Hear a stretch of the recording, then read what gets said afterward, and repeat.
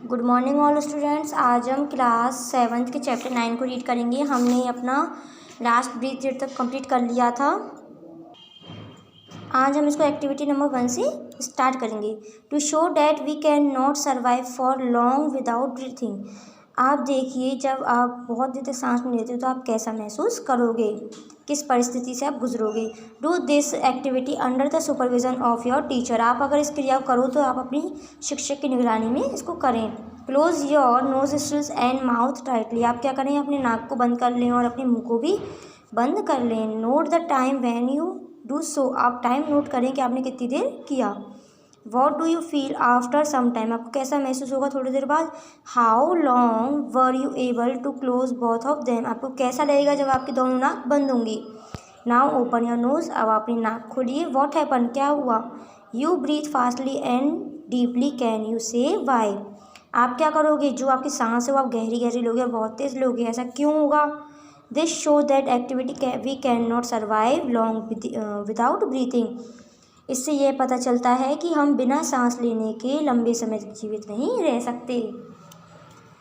Normal breathing rate is 15 to 18 time per minute. जो normal breath rate होती है, यानी कि जो नॉर्मल आपकी श्वास प्रक्रिया होती है, 15 से 18 बार होती है। कितने मिनट में, 1 मिनट में। ड्यूरिंग रनिंग फास्ट और heavy exercise the rate of breathing में go up to 25 time per minute. जब आप एक्सरसाइज करते हो, यानी कि योगा वगैरह करते हो, दौड़ते हो, तो आपकी कितनी तेज़ हो जाती है, 1 मिनट में 25 टाइम पर हो जाती है।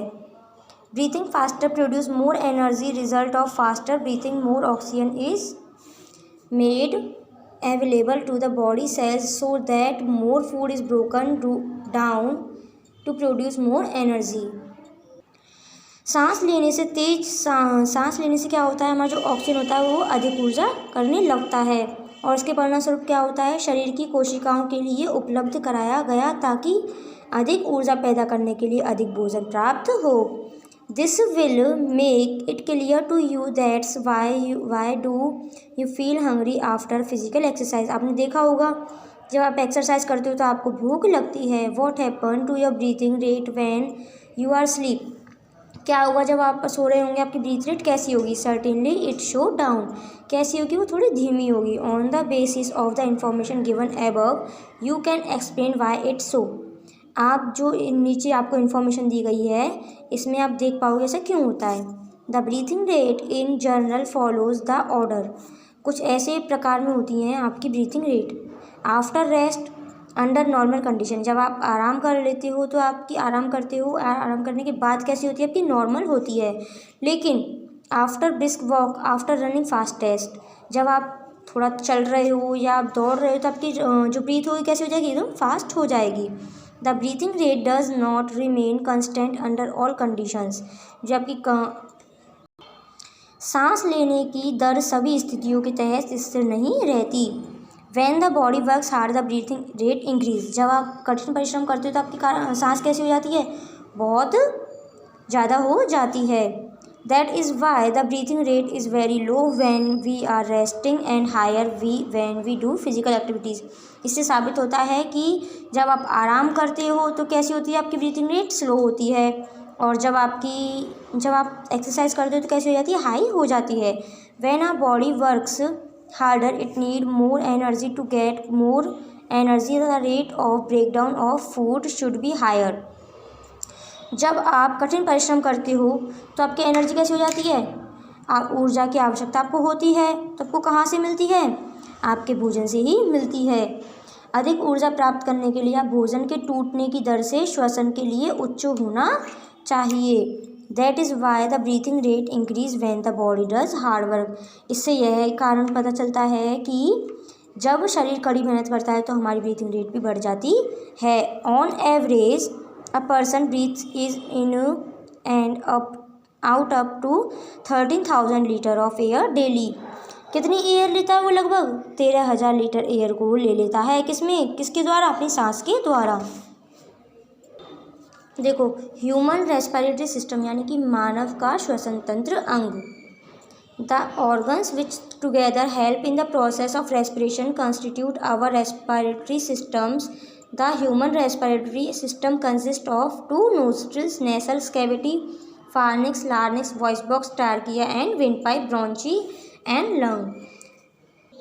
यानी कि जो एक साथ श्वसन करने की प्रक्रिया में मदद करते हैं, हमारी श्वसन प्रणाली का गठन करती है। मानव श्वसन प्रणाली में दो क्या होते हैं, दो नोज़ होती हैं। मतलब जो मैं नाक होती है, मेरे दो कहने का मतलब ये था कि जो मैं नाक होती है किसमें बटी होती है, दो पार्ट में बटी होती है। और इसमें क्या शामिल होते हैं, नाक का गूड़ा भी शामिल होता है। फॉर्निक्स, लार्निक्स और वॉइस बॉक्स, ट्रैकिया, विंडपाइप और ब्रोंची और फेफड़े भी इसमें शामिल होते हैं। आपको एक नीचे डायग्राम दे रखा है, इसमें देखो ये क्या है, आपका फ्रंटियल साइरस है और ये नेजल कॉन्केई है। आपको ऐसे काफ़ी नेम दे रखे हैं। इसमें क्या क्या है, आपके सारे नोज से जुड़े हुए पार्ट्स ही हैं। Human respiratory system start with two external nostrils through which the air is down into the nasal cavity. मानव श्वसन प्रणाली दो पार्टों में बटी होती है। किसमें, नाक में। तो कहाँ से शुरू होती है, नाक से स्टार्ट होती है, जिसके माध्यम से हवा नाक में खींची जाती है और नाक से ही बाहर की जाती है। नाक के मार्गों को ठीक The nasal cavity is divided into two nasal passages by a septum. The nasal passages are lined with fine hairs and muscs which filter and moisture the passing air. From the nasal passage, air enters into pharynx, which is a common passage for both air and food. नाक के मार्ग को बाल और श्लेष्म के साथ रेखांकित किया जाता है, जो फिल्टर करता है और गुजरने वाली हवा को गीला करता है। नाक के मार्ग से हवा में फार्नेक्स में प्रवेश करती है, जो वायु और भोजन दोनों के लिए आम मार्ग है। From pharynx two tubes open downward, one for food called oesophagus and the other of air called trachea. The trachea is covered by a flap like structure called एलिपोटेजिस which covers its opening called glottis when the food is being swallowed. जो दूसरा होता है वो फार्नेक्स से दो ट्यूबों से नीचे की ओर खुला हुआ होता है। एक भोजन के लिए होता है जिसे हम ओएसोफेगस भी कहते हैं और दूसरा ट्रैकिया कहा जाता है। ट्रैकिया को एक फ्लैप जैसी संरचना द्वारा कवर किया जाता है जिसे एपिलॉन्गोटिस कहा जाता है, जिसमें भोजन निगल लिया जाने पर अपने उद्घाटन ग्लोटिस कहा जाता है। और वो क्या करता है, हमारे ट्रैकिया को भी कवर करता है। From pharynx air enter the trachea through the glottis. जो फार्निक्स होती है उसमें से एयर किसके द्वारा जाती है, ट्रैकिया के द्वारा जाती है, glottis. The upper part of trachea has a voice box called larynx. जो अपर पार्ट होता है ट्रैकिया का वो क्या कहलाता है, वॉइस बॉक्स, जिसको हम क्या बोलते हैं, लार्निक्स। The trachea is provided by incomplete C-shaped cartilage ring which prevent in front collapsing when no air is present in trachea. Run downward and finally divided into two tubes, bronchi, singular bronchus. Each bronchus leads to its respective lungs. The lungs are spongy, highly elastic cone-shaped bag-like structure inside the lungs. Each bronchi is divided and redivided to form smaller tube called bronchioles. जो श्वसननली होती है, श्वसननली में स्वर यंत्र नामक एक श्वसननली, यह अधूरी सी आकार के कार्टिलेजेस वलय द्वारा प्रदान की जाती है, जो इसमें हवा के मौजूद न होने पर ढहने से रोकता है। श्वसननली नीचे की ओर दौड़ती है और अंत में नलिकाओं में विभाजित हो जाती है, जिसे ब्रोंकाई एकवचन ब्रोंकस कहा जाता है। प्रत्येक ब्रोंकस अपने संबंधित फेफड़ों की ओर जाते हैं। फेफड़े स्पंजी अत्यधिक लोचदार शंकु के आकार के बैग जैसी संरचना है। फेफड़े के अंदर प्रत्येक ब्रोंटस विभाजित होता है और छोटी नलियों का निर्माण करता है, जिन्हें ब्रोंचलिस कहा जाता है। The bronchioles end in air sacs called alveoli, singular alveolus, which resembles a bunch of grapes. Each alveolus is surrounded by fine network of blood vessels. The walls of alveoli and blood capillaries are very thin. Air from trachea enters bronchi, then to bronchioles and then to alveoli. The exchange of gases between blood of blood capillaries and air of alveoli take place in alveoli. Here oxygen from air of air sacs passes into blood of blood capillaries and carbon dioxide present in blood of blood capillaries passes into the air of alveoli. देखिए ब्रोंचलिस और air sacs alveoli एक वचन alveolus में जो अंगूर के एक गुच्छे जैसा हुआ दिखाई देता है। प्रत्येक एल्वोली बिलो वेल्सलस के महीन नेटवर्क से घिरा हुआ होता है। एल्वोली और बिलो कोशिकाओं की एल्वोली और जो में रक्त की कोशिकाएं होती हैं वो एल्वोली की दीवारों पर बहुत पतली हुई होती हैं। श्वास नली वायु ब्रोंकाई में प्रवेश करती हैं, फिर ब्रोंकलस और एल्वोलियों में रक्त कोशिकाओं के रक्त और एल्वोली की वायु में गैसों का आदान प्रदान करती है। यहाँ वायु कोशों से ऑक्सीजन रक्त कोशिकाओं के रक्त में जाती है और रक्त कोशिकाओं के रक्त को मौजूद कार्बन डाइऑक्साइड एल्वोली की हवा में मिला देती है।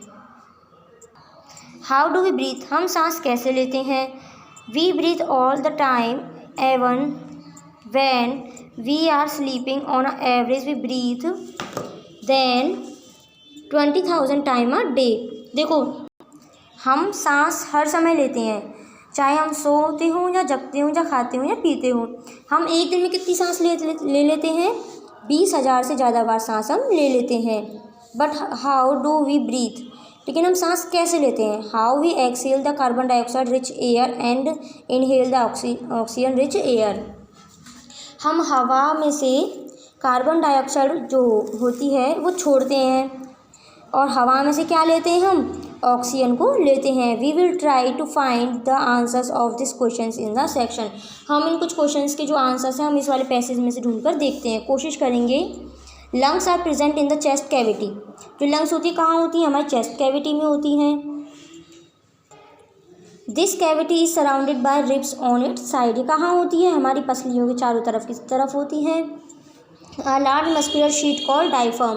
जो सबसे बड़ी मस्कुलर शीट होती है किसके नाम से होती है, डायफ्राम के नाम से की जाती है। Forms the floor of the chest cavity breathing. देखिए डायफ्राम नामक एक सर्ज पेशी शीट छाती गुहा के तल को स्पम करती है। Breathing involves the movement of rib end diaphragm. इसमें कौन कौन शामिल होते हैं सांस लेने में, हमारे डायफ्राम और हमारी पसलियाँ।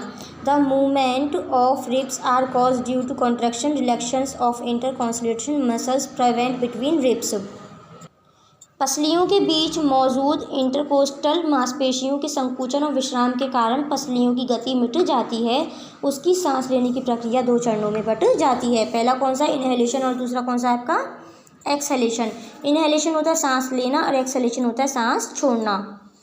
पहले हम पढ़ेंगे inhalation. The rib move up and outward while the diaphragm moves down. जब हम सांस को लेते हैं और हम छोड़ते हैं तो हमारा डायफ्राम कैसा होता है, मूव्स करता है अप और डाउन की नीचे की तरफ मूव करता है। This movement increase space in your chest cavity and thus reduce pressures inside chest cavity. यह गति आपकी छाती गुहा में जगह बढ़ाती है और इस प्रकार से छाती गुहा के दबाव को कम करती है। The air outside nostrils, which is at higher pressure, thus rushes into the lungs and the lungs get filled with air. देखिए इस प्रकार फेफड़ों में जाती है कि फेफड़ों में वायु से भर जाते हैं। नासिक छिद्र के बाहर की वायु जो उच्च दबाव पर होती है इस प्रकार फेफड़ों में जाती है और फेफड़ों से वायु भर आती है। एक्सलेशन यानी कि सांस छोड़ना। The ribs moves down and downwards inwards while the diaphragm up to its form position upward. The reduce the size of the chest cavity and thus increase the pressure inside the chest cavity. This This pushes the air out of the lungs. These breathing movement can easily be felt in our body. Take a deep breath while keeping your palm and the abdomen. You can easily feel the movement of abdomen and expansion of your chest cavity.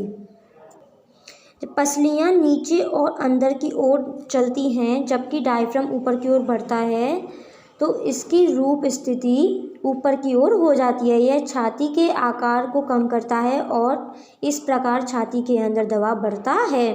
इससे फेफड़ों में बाहर हवा निकल जाती है। सांस लेने की यह गति हमारे शरीर में आसानी से महसूस की जा सकती है।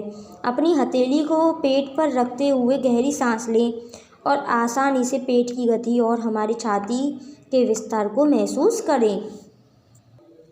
देखिए, जब आप सांस लेते हो आपका डायफ्राम कैसा हो गया, थोड़ा सा नीचे की ओर आ गया और आपकी चेस्ट कैसी हो गई, आपकी फूली फूली। लेकिन जब आप सांस छोड़ते हो आपकी चेस्ट भी कैसी हो जाती है, हल्की, और आपका डायफ्राम भी कैसा हो जाता है, हल्का। रिमेंबर, याद कीजिए,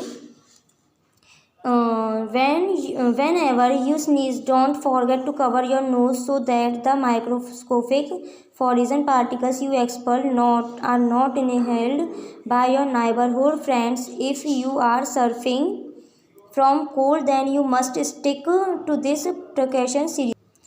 याद रखें, जब भी आप छींकें या ना करें, अपनी नाक को ढकना भूल जाएं ताकि आपके द्वारा निकले गए सूक्ष्म विदेशी कण आपके पड़ोस के दोस्त द्वारा सांस ना लें। जैसे कि आप छींक रहे हो और आप अपने नोज़ को बंद करना या कवर करना भूल गए हो तो आप ध्यान रखें जो आपके माइक्रोस्कोप्स हैं, सूक्ष्म जीव हैं या विदेशी कण हैं, वो कहाँ ना जाएं, दूसरे के पास ना जाएं। If you are suffering from cold, then you must stick to these precautions seriously. आप सर्दी से पीड़ित हैं तो आपको इन सावधानियों को गंभीरता से लेना होगा। कि यदि आपके वायरस जो है दूसरे के उसके अंदर चले गए, नोज़ के अंदर, नोज़ से कहाँ जाएंगे, सांस में, और वो क्या हो जाएंगे, फिर बीमार। तो एक जगह से दूसरी जगह बीमारी फैल जाएगी। इससे अच्छा यही है कि आप अपनी सावधानी बरतें। Difference between inhalation and acceleration, सांस लेने और सांस छोड़ने की फ़र्क।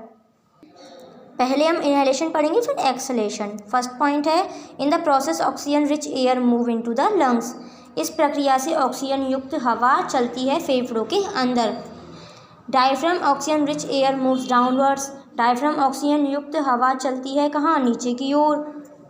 The internal costal muscles present between ribs contract and ribs moves upward and outward. पसलियों के अनुबंध और पसलियों के बीच मौजूद इंटरकोस्टल मांसपेशियां ऊपर और बाहर की ओर चलती हैं। The volume of chest cavity increase. The volume of chest cavities increase. जो छाती की मात्रा होती कैसी हो जाती है, एकदम से बढ़ जाती है। Lungs inflate और फेफड़े फूल जाते हैं। अब हम इसके एक्सलेशन पढ़ेंगे। फर्स्ट है इसका, इन the process carbon dioxide air move out of the lungs. इस प्रक्रिया में कार्बन डाइऑक्साइड युक्त हवा फेफड़ों से बाहर जाती है। Diaphragm relax and moves upwards. Diaphragm क्या होता है, आराम करता है और ऊपर की ओर बढ़ जाता है। The intercostal muscles present between ribs relax and ribs moves downward and inward. पसलियों के बीच मौजूद इंटरकोस्टल मांसपेशियों आराम करती हैं और पसलियाँ होती हैं वो कहाँ हो जाती हैं, नीचे की ओर आ जाती हैं। The volume of chest cavity decrease. और जो वॉल्यूम होता है किसका, चेस्ट कैविटी कैसा हो जाता है, कम हो जाता है। और लंग्स डिफ्लेट, फेफड़े फूल जाते हैं। और उसमें क्या होता था, फेफड़े फूलते नहीं थे। What do we breathe out. हम सांस छोड़ते हैं तो कैसा होता है, क्या होता है। We can say that the air we breathe out और exhale contains carbon dioxide and water vapor. In fact, the air we inhale and exhale are mixture of gases. The amount of oxygen, carbon dioxide and water vapor inhaled air and exhaled air is as under. हम कह सकते हैं कि जिस हवा में हम सांस छोड़ते हैं कार्बन डाइऑक्साइड और नट होता है। वास्तव में जिस श्वास को हम लेते हैं जिस हवा में से हम सांस लेते हैं और निकास गैस को मिश्रण होते हैं, इनहेल्स और एयर और निकास हवा में राशि या ऑक्सीजन, कार्बन डाइऑक्साइड और जल वाष्प निम्नानुसार होते हैं। देखिए, जब हम सांस लेते हैं और सांस छोड़ते हैं तो क्या क्या छूटता है इसमें से? ऑक्सीजन और कार्बन डाइऑक्साइड और वाटर वेपर यानी कि वाष्प। तो कितना कितना होता है? देखिए, ऑक्सीजन कितना हमारा, हम कितना लेते हैं? 21%, और हम छोड़ते कितना है? 16.4%। कार्बन डाइऑक्साइड हम कितना ले लेते हैं? 0.03%, और छोड़ते कितने हैं? 4.4%। और water less and much more, यानी कि जो वाटर वेपर होता है, पानी होता है, हम कम लेते हैं, और भाप होती है कम लेते हैं और छोड़ते ज़्यादा हैं। Carbon dioxide and air and water vapour are produced during the process of respirations, thus their proportions increase in the inhaled air। Carbon dioxide और जल वाष्प है श्वसन की प्रक्रिया के दौरान उत्पादित, इस प्रकार उनके अनुपात में बढ़ता है। किसका? एक्सलेट का, यानी कि बाहरी सांस का। स्नीजिंग यानी कि छींकना। ये वाला टॉपिक हम नेक्स्ट वीडियो में पढ़ेंगे। बस इतना ही।